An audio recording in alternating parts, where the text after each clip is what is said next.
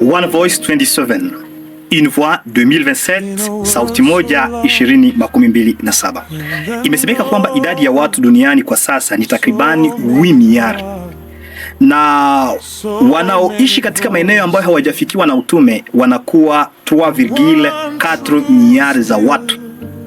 Sasa unaposoma kwenye Mathayo sura yake ya 14:14 inasema, na habari njema ya ufalme itahubiriwa ulimwenguni kote kuwa kama ushuhuda kwa mataifa yote, ndiposa mwisho utakuja.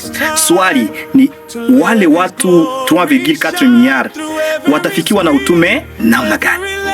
Jibu limetolewa na mjakazi wa Mungu dada White, na mnukuu kwenye kitabu cha Evangelize page 11. Evangelize page 11 nitasoma. Kila mtumishi wa Mungu anaitwa kusoma, kupanga na kubuni mbinu za kipekee za kufikia watu pale walipo.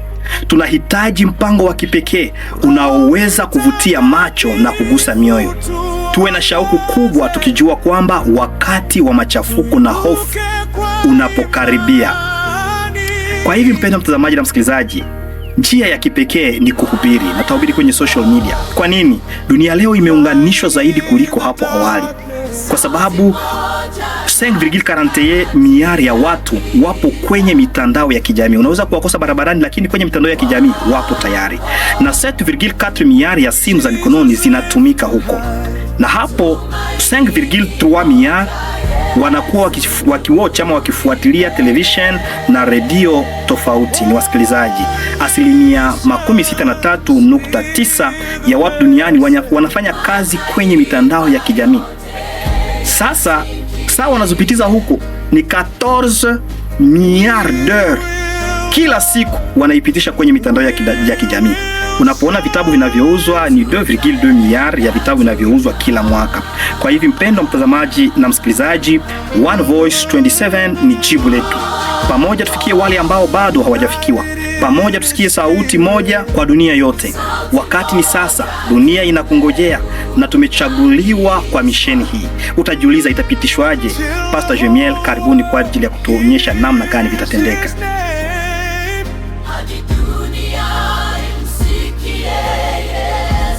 Mipangilio ya One Voice ama sauti moja kwa ajili ya utume. Katika programu ya kanisa la Wasabato ulimwenguni, programu hii imechukuliwa kama muda ambao watu wote wataweza kukusanyika pamoja kwa ajili ya kusherekea miaka 2,000 ya ubatizo wa Yesu Kristo. Na wanaposherekea miaka 2,000 ya ubatizo wa Yesu Kristo, kila mmoja atainuka kama sauti moja kwa ajili ya kutangaza habari, na tutaweza kuingia katika platform zote kwa ajili ya kusimama na kutangaza habari inayomtangaza Yesu Kristo kama Masia. Na hapo katika platform zote kama radio, Twitter, Facebook, YouTube, hivi vyote vitatumiwa kama mimbara ambamo tutatangaza jina la Yesu Kristo. Na katika programu hii na kualika kila mmoja aweze kusimama ili tuweze kutangaza jina la Yesu Kristo kama sauti moja, na watu waweze kumjua na wabatizwe kama yeye pia alivyobatizwa. Kwa mwaka wa 2027 One Voice tutasimama sote kwa ajili ya kazi.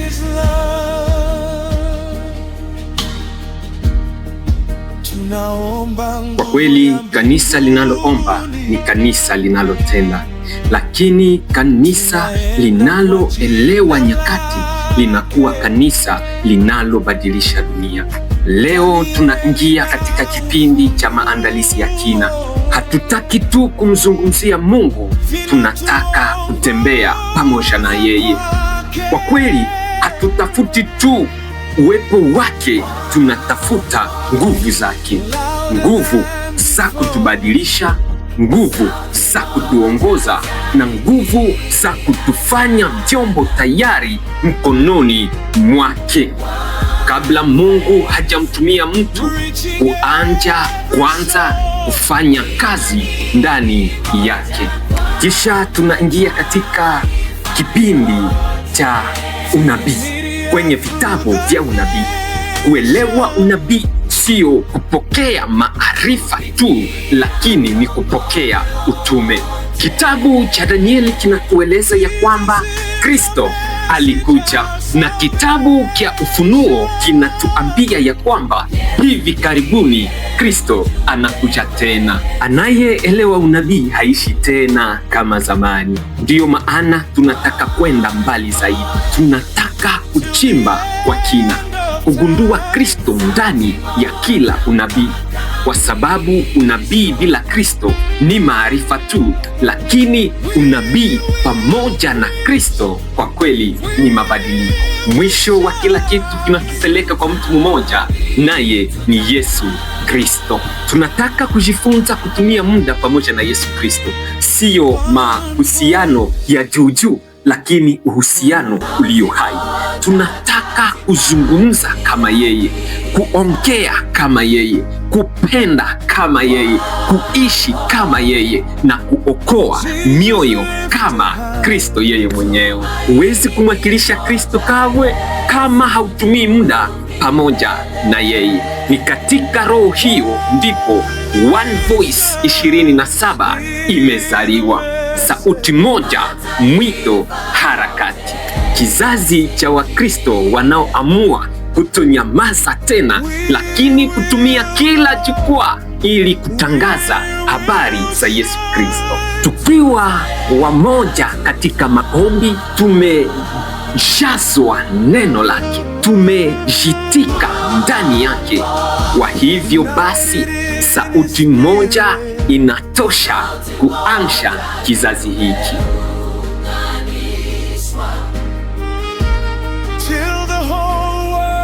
Rafiki mpendwa, kitabu cha Ufunuo 14 shairi lake ni la 9. Yohana kaona malaika watatu akipita mawinguni. Yule malaika watatu alikuwa akisema kwa sauti kubwa, na kanisa leo limealikwa, kila mshiriki, kila mtu ambaye amemjua Kristo, tutumie vyombo vyetu, simu zetu, televisheni zetu kwa ajili ya kutumia vitu hivi, tuvitumie kwa ujumla kwa ajili ya sauti moja, kwa kutangaza Masia anayekuja karibuni. Ndio maana makanisa zetu yanatakiwa yawe vyuo kwa ajili ya mafunzo, kwa kuwafunza wanafunzi. Kila mtumiaji anayetumia simu za mkononi, anayetumia mitandao, muda wa kutumia mtandao kwa ajili ya kujifurahisha imekwisha. Ni muda wa kuharakisha kuja kwa Yesu, kwa kutangaza kuja kwake kulingana ujumbe wa malaika watatu. Na kualika baba yangu, mama, kaka, mtazamaji, msikilizaji, wewe mshiriki mpendwa wa kanisa, tujiunge pamoja kwa ajili ya kutumia vyombo hivi, vyombo vyetu vya mkononi, simu zetu, televisheni na redio na kompyuta kwa ajili ya kutangaza ujumbe wa malaika watatu. Tunatakiwa tujiunge pamoja kama sauti moja katika programu hii ya Sauti Moja 27 kwa ajili ya kupeleka ujumbe wa kuja kwa Yesu mara ya pili. Mungu akubariki kwa jina la Yesu. Tunaenda kwa jina lake. Kuhubiri kwa sauti kubwa, tunapaswa kuhubiri kwa sauti moja kulingana na Ufunuo sura ile ya 14 aya lile la 6 mpaka lile la 12. Hivyo basi, wapendwa wasikilizaji na watazamaji, tunapaswa sisi sote tushikane Biblia na pia tujihusishe kikamilifu katika utume, kwa sababu One Voice 27, sauti moja 27 ni utume kwa watu wote. Pia tunachukua fursa hii kwamba tangia tarehe 26 mwezi huu wa 4 mpaka tarehe 9 mwezi wa 5 mwaka huu 2026 kuna mkutano mkuu wa Injili ambao utaendeshwa kupitia majukwaa yote ya vyombo vya habari vinavyomilikiwa na Sabato katika bara nzima la Afrika, na kituo kikubwa kitakuwa maeneo ya pale, mahali ambapo mchungaji Paul Douglas atatoa maneno ya tumaini na faraja kwa bara lote la kwa kipekee na kwa ulimwengu mzima kwa ujumla. Mungu awabariki.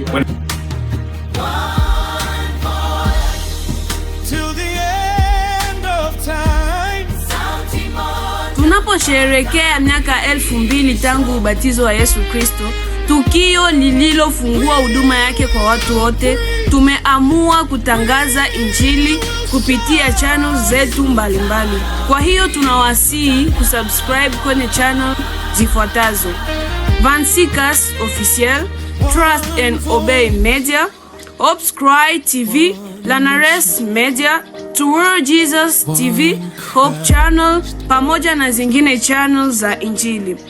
Kushare, kusubscribe, kulike kwenu kutasaidia sana kueneza Injili ulimwenguni pote. Mungu awabariki. Yesu Kristo.